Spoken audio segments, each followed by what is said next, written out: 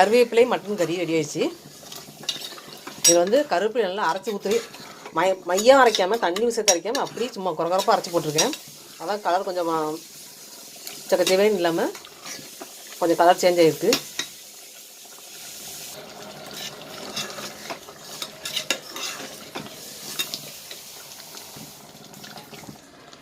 எண்ணெய் அப்படி மேலே மேந்து வரட்டும். அதுக்கப்புறம் ஸ்டவ் ஆஃப் பண்ணிடலாம். அப்படி பிரிஞ்சு மேலே வரணும். அந்த கொழுப்பு கறியில் உள்ள கொழுப்பு எண்ணெய் எல்லாம் சேர்ந்து வரணும்.